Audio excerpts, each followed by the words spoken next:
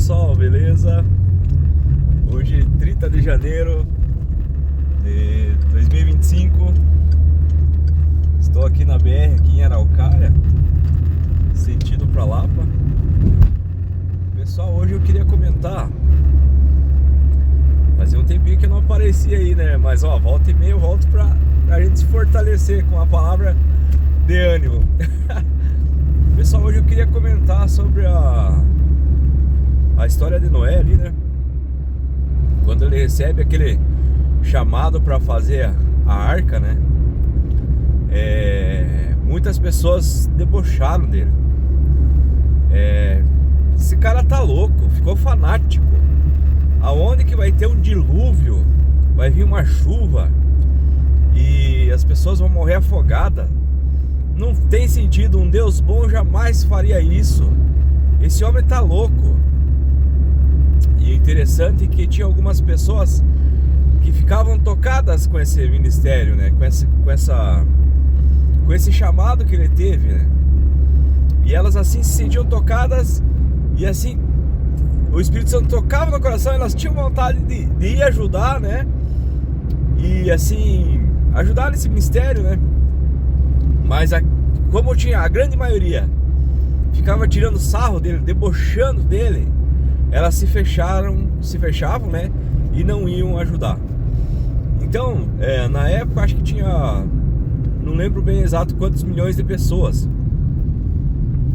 E aí se a gente for ver matematicamente é impossível todas entrarem naquela arca. Acho que tinha 7 milhões de pessoas, alguma coisa assim, um pouco mais. Então era impossível todas caberem na arca. Então o que era?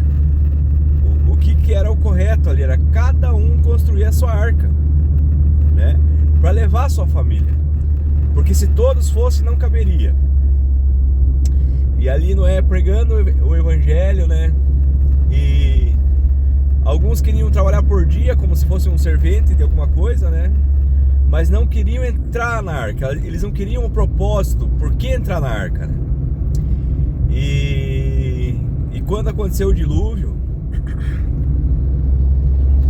quando chegou a época, chegou o momento, os anjos pregaram essa tampa, a tampa da arca por fora, né? Os anjos pregaram a porta. Por que eles pregaram a porta por fora? Para que Noé não conseguisse abrir no momento ali que tivesse acontecendo o dilúvio. Para que Noé não... porque Noé ficaria tocado vendo as pessoas chorando, batendo para abrir a porta, né? Então Deus deu 120 anos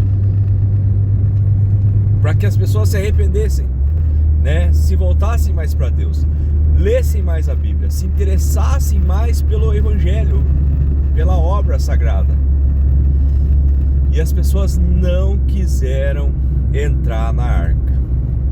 Diz que quando começou a chover, que começou a dar aquele dilúvio, começou a subir a arca, diz que as pessoas se agarravam assim na arca assim e falavam: Deus, cadê você, Deus?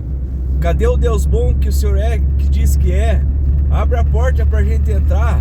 Nós estamos morrendo afogados. Você não é bom, Deus. Você não é o que você fala. Pra você ver como é que o ser humano é. Como que o ser humano é. Esses tempos atrás eu ouvi um testemunho de um irmão de uma outra igreja. Eu quero contar pra vocês. Diz que o pai e a mãe começaram a ir pra igreja e tal. Os dois levaram a família. E esse irmão era jovem assim quando os pais foram, né?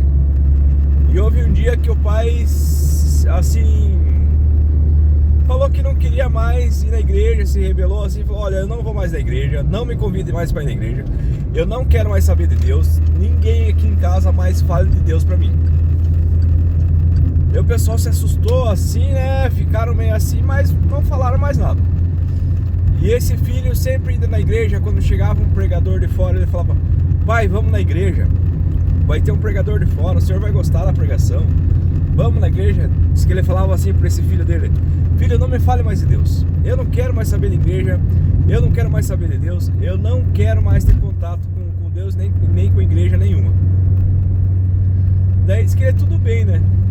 E esse pai um dia adoeceu, ficou doente. E diz que lá no hospital, no leito lá da morte, o filho falou assim: pai, eu vou trazer um pastor aqui para orar pro senhor, para Deus curar o senhor e tal, pro senhor ficar bom. E daí diz que esse pai falou assim: filho, não traga ninguém, eu não quero pastor aqui, eu não quero ninguém pregando Jesus para mim. E assim, decididamente não queria mais saber de Deus. E esse pai faleceu.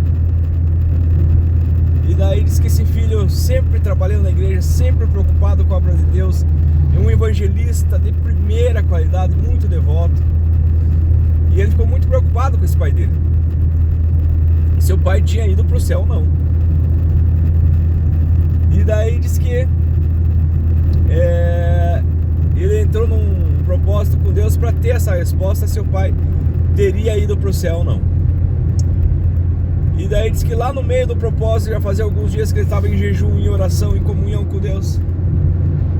Aí diz que ele teve um sonho. Diz que ele sonhou assim, ele se viu morrendo, falecendo, ele se viu morrendo.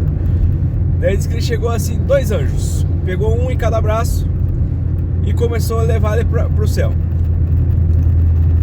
Diz que quando ele chegou no céu, assim que ele viu Jesus, ele falou: oi Senhor, muito obrigado, porque eu consegui, o Senhor me ajudou, eu cheguei aqui no céu.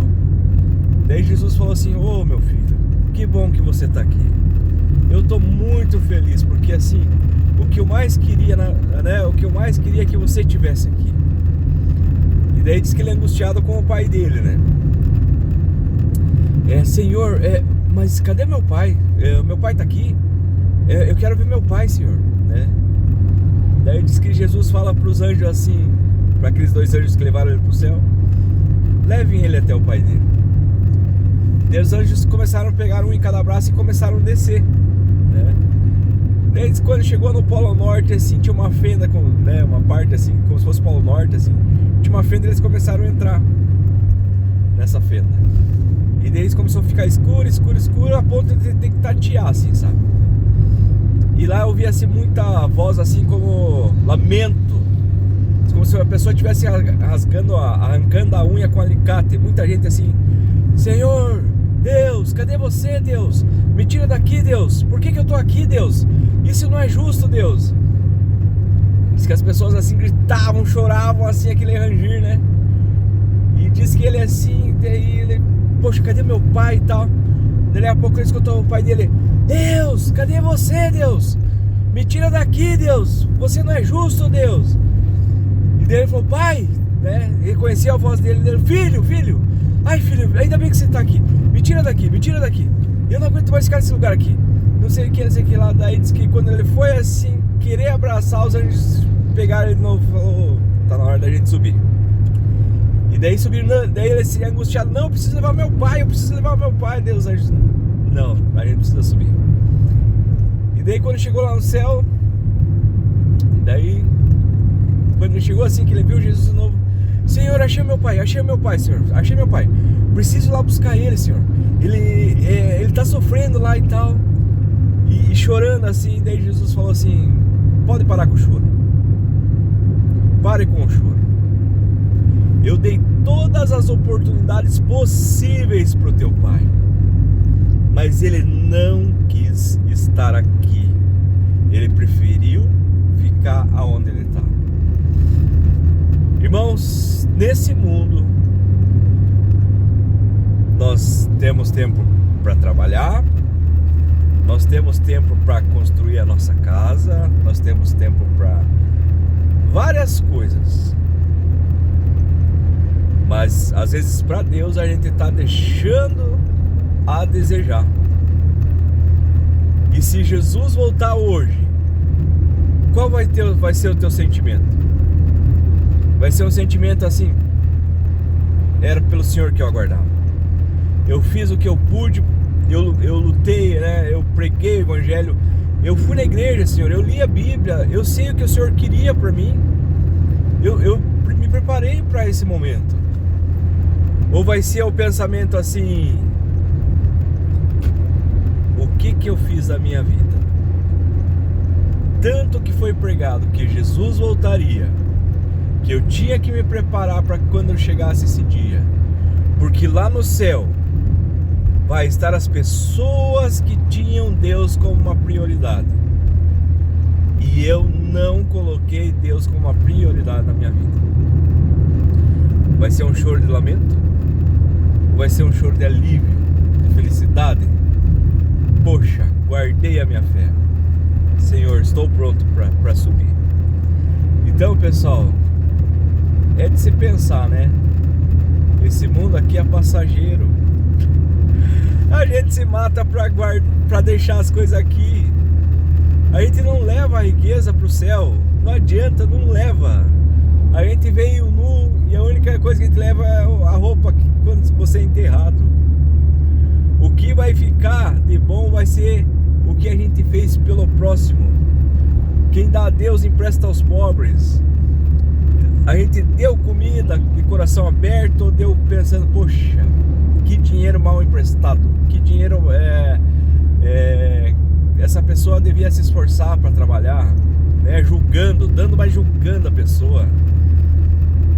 Meus irmãos, e outra coisa, só a família de Noé entrou na arca, porque o coração vaidoso, orgulhoso daqueles milhões de pessoas que tinha naquela época não permitiu.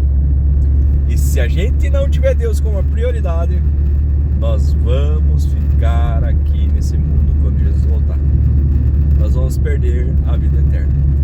Eu quero ser salvo. Então, todo dia é uma luta. Eu tomo a minha cruz, eu sigo, eu ouço o que Deus me fala, eu fico atento para quando Deus me acessar eu estar disponível.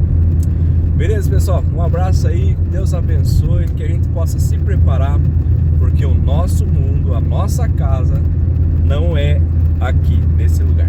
Beleza? Valeu, tchau, tchau.